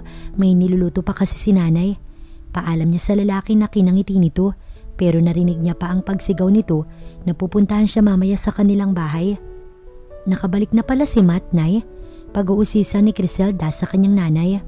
Oo, dun ka ba sa kanila bumili? Di nakausap mo na. Baka nga ikaw lang ang binalikan nun. Mukhang ikaw pa rin ang gusto, anak. May halong panunukso na sabi ng kanyang ina. Nay naman, marami pang ibang babae na sinasabi ko sa kanya. Ewan ko ba kung bakit ako pa yung hinihintay niya. Naiiling na lang na sabi ni Criselda. Umamin ka nga sa akin, nak. May gusto ka na ba sa ama ng kambal? Sa amo mo? Tumawa si Criselda. Nay, ano ba yung sinasabi niyo? Gusto ko lang malaman, anak. Baka mamaya nahuhulog ka na pala. Tapos wala namang sasalo sa'yo dahil ang gusto lang noong tao ay ang pag-aalaga mo sa mga bata. Sa bagay, may point naman ang kanyang ina. Pero ano nga ba? May gusto na nga ba siya sa amo? Hindi akalain ni Criselda na tututuhanin ni Matt ang sinabi nito na pupunta ito sa kanya at talaga namang hindi niya inaasahan na may dala pa itong flowers and chocolates na may kasama na ring groceries na hindi niya alam kung tatanggapin niya ba. Lalo't hindi siya sigurado kung may pag-asa ang lalaki. Ngunit sadyang mapilit ito at pinatabi agad ang mga dala nito sa kanyang nanay. Alam mo naman, Seda, na matagal na kitang gusto. Ikaw nga ang naging inspiration ko sa kolehiyo, kaya gusto ko sanang manligaw. Handa naman ako maghintay. Sabi pa nito, pero pinaupo niya na muna ang lalaki nang bigla na lamang lumabas ng silid niya ang kambal na hinahanap siya kaya nabigla si Matt. Eto nga pala si Kit at Kurt. Sila ang mga batang inaalagaan ko. Kambal sila. Pagpapakilala ni Criselda sa kambal, napilit na lamang nang umiti sa lalaki. Naririnig ni Matt kung anong trabaho ni Criselda pero hindi niya pa rin maiwasang mabigla dahil kanina nung nagkausap sila, wala rin namang binanggit ng babae. Kung hindi mo mamasamain ang aking tanong, bakit sila nandito? Gaya ng sabi ko, inaalagaan ko sila at gusto rin sila ng aking mga magulang. Paliwanag ni Criselda sa lalaki na napatango na lamang at bigla na lamang hinawakan ng kamay niya. Ngunit mabilis niya namang binawi dahil hindi siya komportable. I'm sorry, paghingi nito ng paumanhin. Alam mo, Matt, ayaw na kitang paasahin. Noon pa man sinabi ko na sa'yo na wala ka mapapala sa akin. Sinimulan niya na ang pagsasabi ng nararamdaman sa lalaki na sana lamang ay maintindihan nito. Wala pa rin akong pag-asa sa'yo, ganun ba? May pait sa boses na tanong nito. I'm sorry, Matt, pero marami pa namang ibang babae na mas nababagay at nararapat sa'yo. Mapait itong umiti. May gusto ka na bang iba? Hindi siya nakasagot pero hindi naman in-invalidate ng lalaki ang kanyang nararamdaman. Kapag hindi kayo nag-click na dalawa, nandito lang ako. Anito't tumayo pero bago umalis, hiniling na kahit saglit ay siya'y mayakap. Bilib siya sa mga lalaking katulad ni Matt na tumatanggap ng rejection in a good way at hindi nagtatanim ng galit. Naniniwala naman siya na may iba pang babae na mas babagay dito at yung kayang suklian ng nararamdaman nito. Pinuntahan na ni Criselda ang kambal. Sinubukan niyang kausapin si Kate ngunit hindi siya nito pinapansin. Siguro ay dahil sa manliligaw niya. Baka nag-overthink na ang bata na iiwan niya mga ito na kahit kailan hindi niya magagawa dahil napalapit na siya kay Kate at Kurt. Kate, may problema ba? Yaya, pwede po bang maging honest ka sa akin? Tanong ng bata. Oo naman, bakit? Ano ba yun? Gusto niyo po ba yung guy kanina? Ang bibig talaga ni Kate sadyang hindi mapigilan. No, kaibigan lang siya ni Yaya. Dahil sa tuwa, napatalo ng batang si Kate. Bakit happy ka? Kasi po I know po na hindi mo kami iiwan para sa kanya. Sinasabi niya na nga ba na may ibang iniisip ang bata? Ako naman ang magtatanong, baby. Ano po yun? Malambing na tanong ni Kate. May nagugustuhan ka ba para kay Yaya? Napahagik-gik ang bata na parang may gustong sabihin ngunit napailing-iling na lamang. Nasa isip kasi nito na pagsundo ng daddy nila bukas, sasabihin niya kung ano ang kanyang nakita at yun ay ang may nanliligaw kay Yaya Criselda nila. Lunes ng hapon, sinundo na sila ni Kendrick sa bahay ng mga magulang niya kung saan kinakabahan siya. Baka kasi sabihin nga talaga ni Kate ang tungkol sa nakita nito. Talaga namang mayayari siya. Ewan niya ba, kinakabahan siya kahit alam niyang hindi naman talaga dapat. Hindi na alam ni Criselda ang nangyayari sa sarili, pati siya'y naguguluhan. May gusto ba kayong ikwento kay daddy? Tanong ni Kendrick sa dalawang bata. Si Kate ay tumawa, kaya dito napunta ang atensyon ng ama. Napatingin na lamang siya sa labas ng bintana. Ang bibig pa naman ng bata hindi mo mapipigilan at kapag nagsalita at nagkwento ay dire-diretso. Yes po daddy, kaso po baka po magalit si Yaya Criselda. Kunwari ay nalulungkot na sabi ng bata. Bakit naman siya magagalit? Gamit ang salamin sa may unahan ng kotse, tinignan siya ni Kendrick pero siya napaiwas na lamang ng tingin.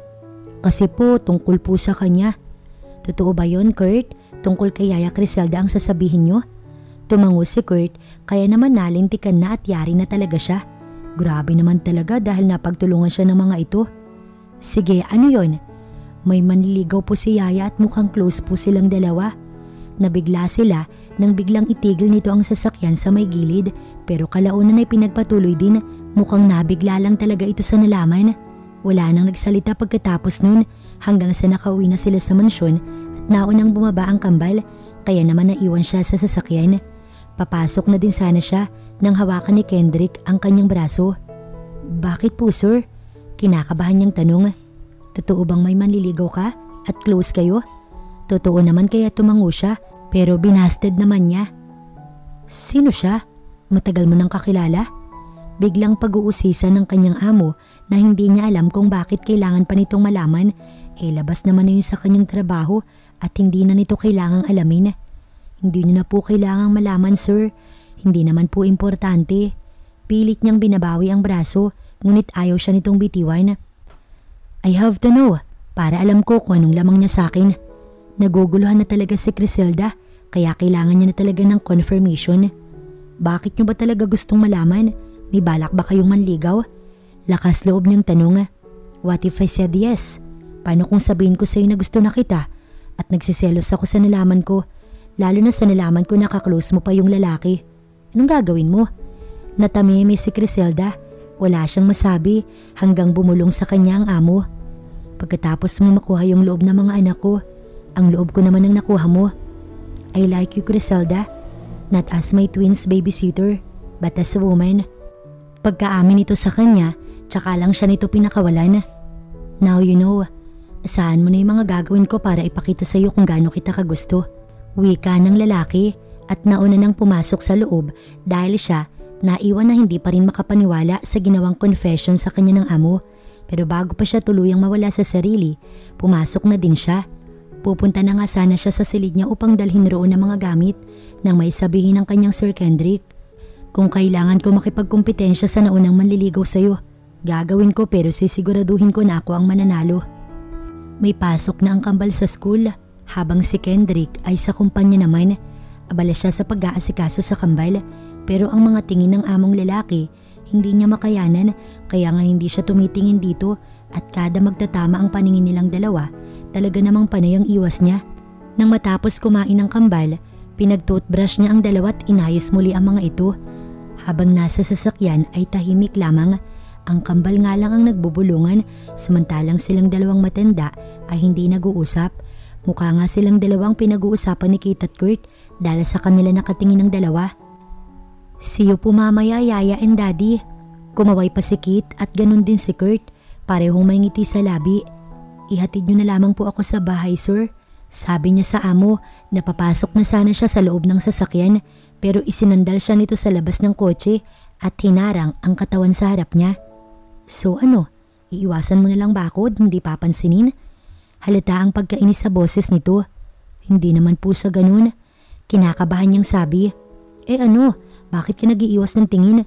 Hindi mo ako kinakausap dahil ba sinabi ko na manliligaw ako? Hindi agad nakasagot si Criselda. Paano ba naman ang tingin ng lalaki sa mga mata niya ay grabehan na talaga? Kaya nag-iwas ulit siya at hinawakan nito ang baba niya upang magtama lang ang kanilang paningin. Ayoko sa lahat ay yung hindi ako pinapansin. Or just tell me, yung isa mo bang manliligaw ang gusto mo? You like him and not me?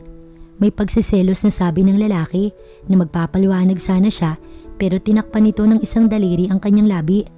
Hindi pa ako handang marinig. Hayaan mo muna na patunayan ko ang sarili ko sa'yo.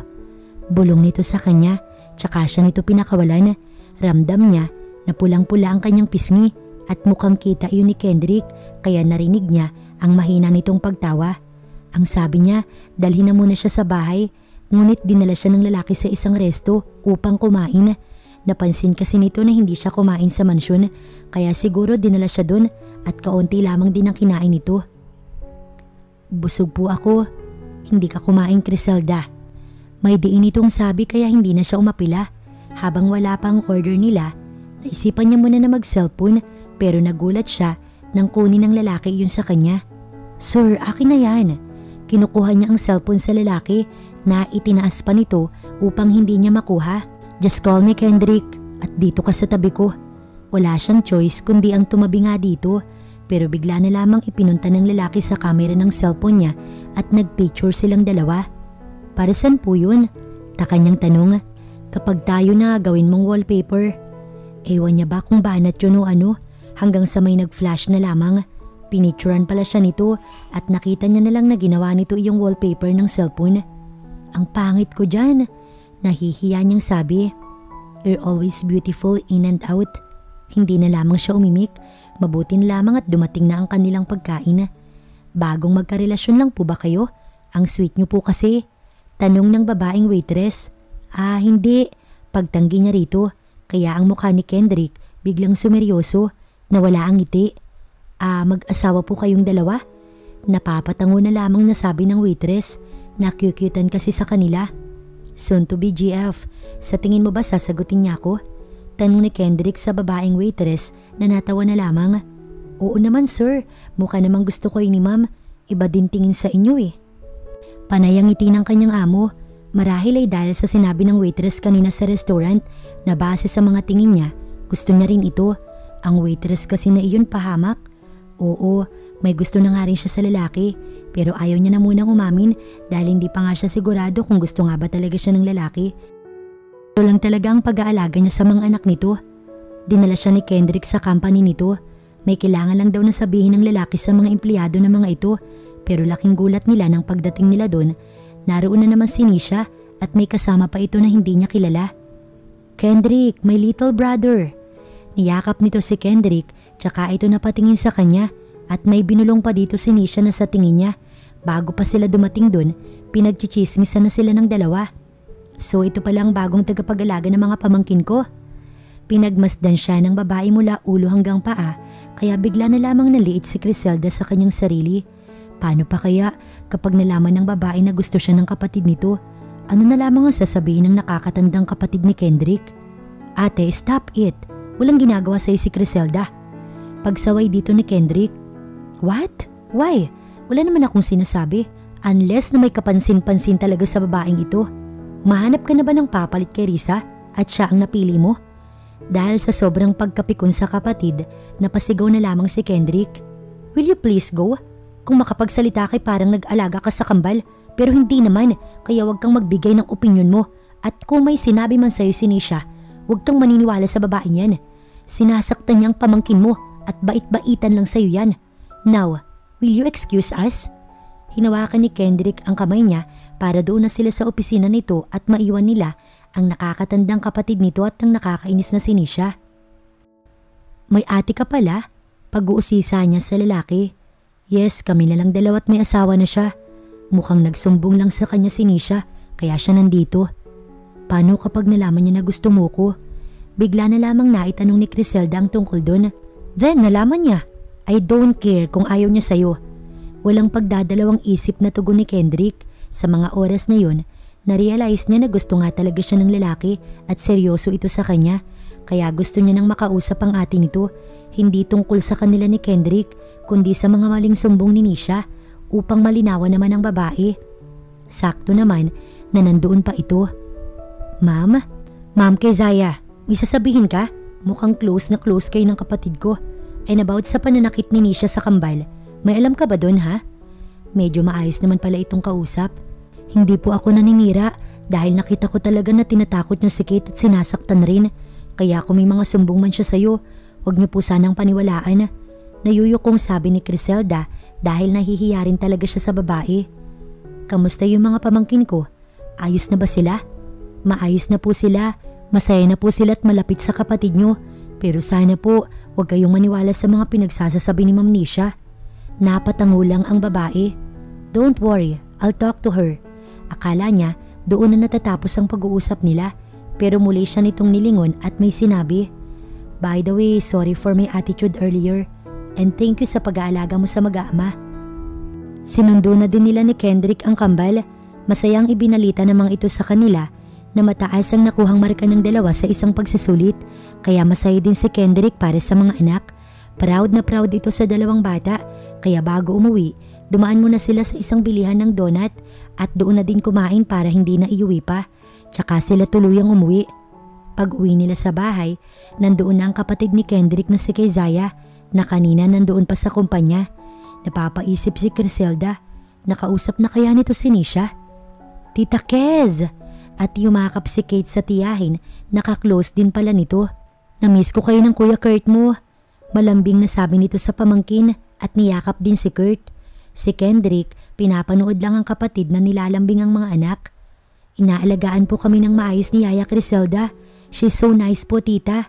Tumingin sa kanya si Keziah at napangiti na lamang. Oo, nasabi nga sa akin, kaya pala masayang masaya kayo. Nagpaalam ang dalawang bata na magbibihis muna, kaya nagpaalam na din muna siya dahil aasikasuhin niya pa ang kambal. I'm sorry kanina. Paghingi ng paumanhin kay Kendrick ng nakakatanda niyang kapatid. I don't like the way how you judge Criselda. Yes, I know, kaya nga nagsasorry ako eh. Kinilatis ko lang siya talatang halata na gusto mo na. Panunokso ng kanyang ate. Yes, I like her. Hindi man lang ito nahiya sa ate. Then make a move. Baka makuha pa siya ng iba sa'yo. And don't mind Nisha dahil hindi niya na kayo guguluhin pa. Kapag ginawa niya yun, sa akin siya mananagot. Napangiti na lamang si Kendrick. Thank you ate. Eh sino pa ba ang magtutulungan?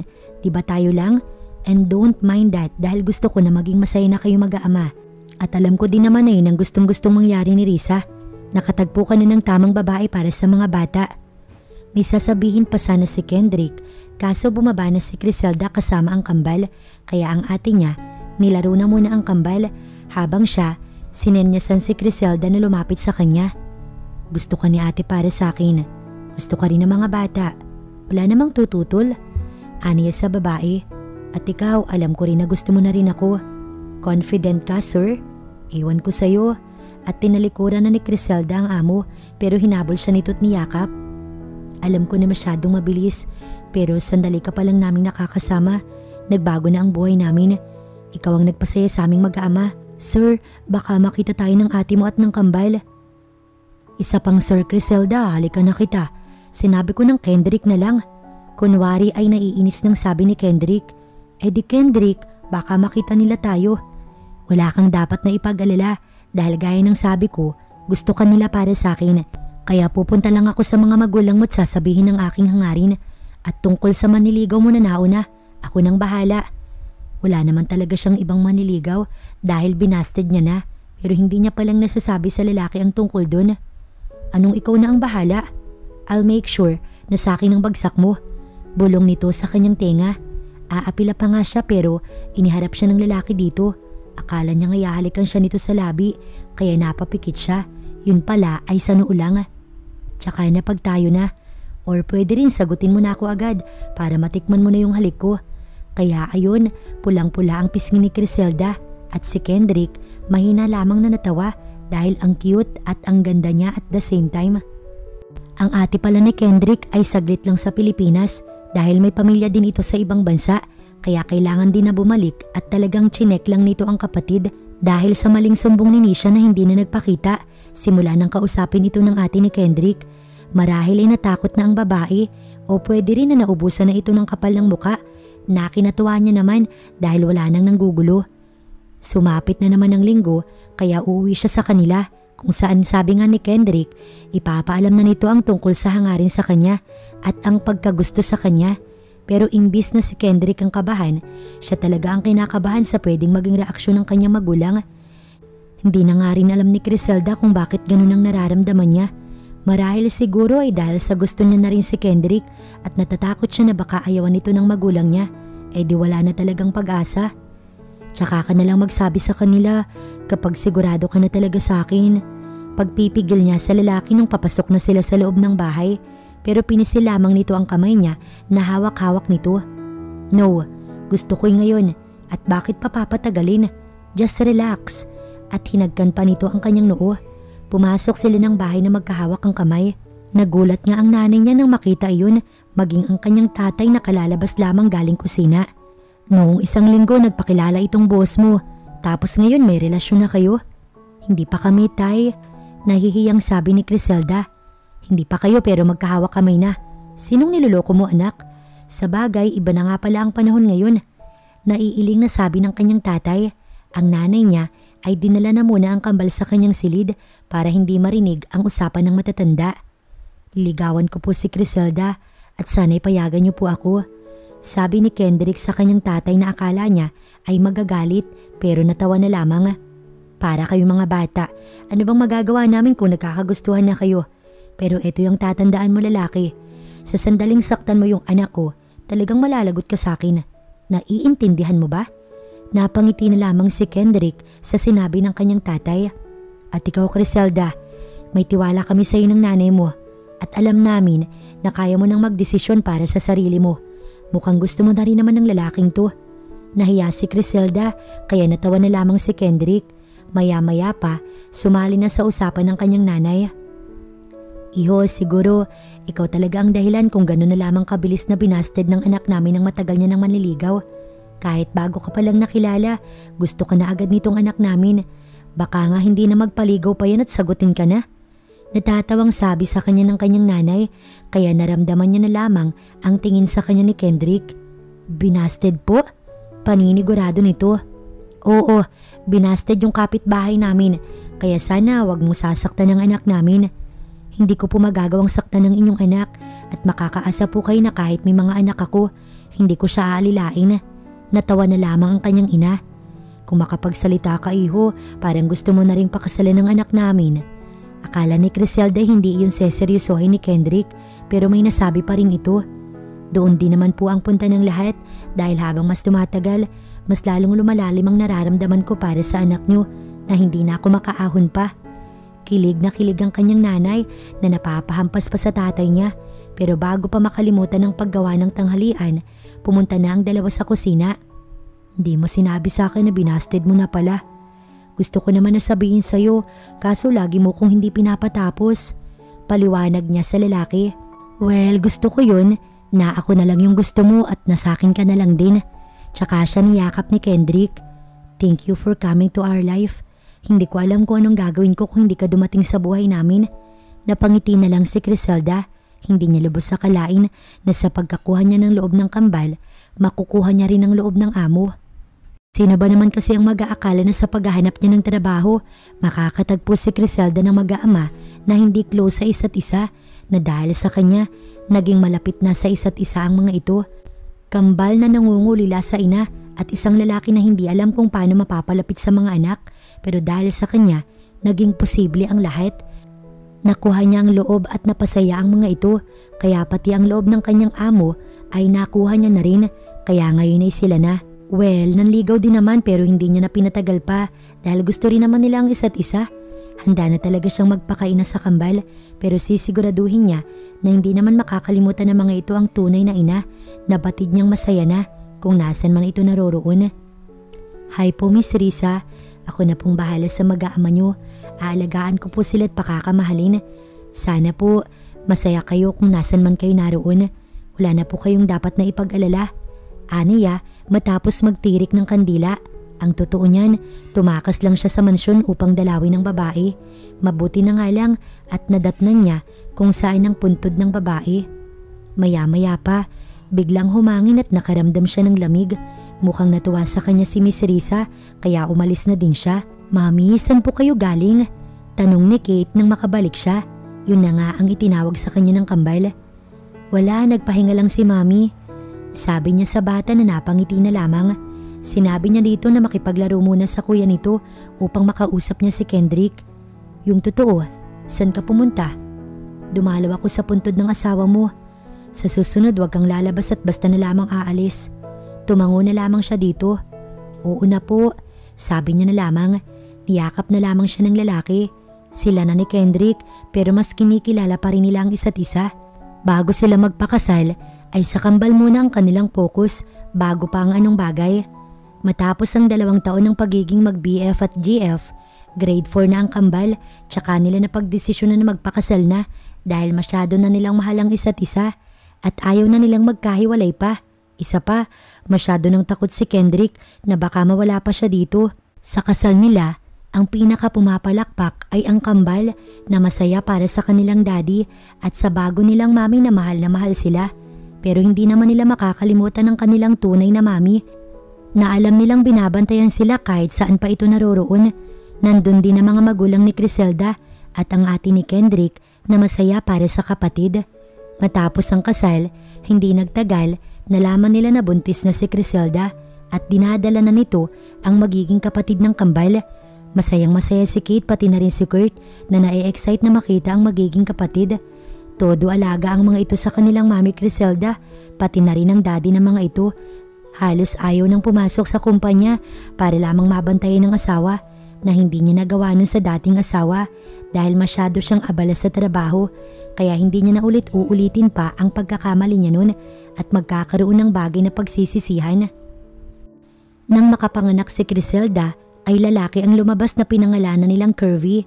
Ang kambal nga ang nakaisip ng pangalan na nagustuhan naman ng mag-asawa, ang bagong magdudulot ng saya at ligaya sa bawat isa. Ngunit kahit may sariling anak na sila ni Kendrick, hindi pa rin mawawala ang atensyon nila sa kambal na mas naunang nagpasaya sa kanya at sa kanilang dalawa. Ang kambal na nangakong magiging mabuting ate at kuya, habang sila ni Kendrick magiging mabuting mga magulang sa mga ito. Isa talaga silang larawan ng isang masayang pamilya na mahal ang isa't isa. Wala siyang pinagsisisihan na asawa na siya ni Kendrick Alvarez at ina ni Kurt at Kate Alvarez na anak nito sa namayapang unang asawa at ngayon may sariling anak na sila ng lalaki na pinangalanan nilang Curvy Alvarez.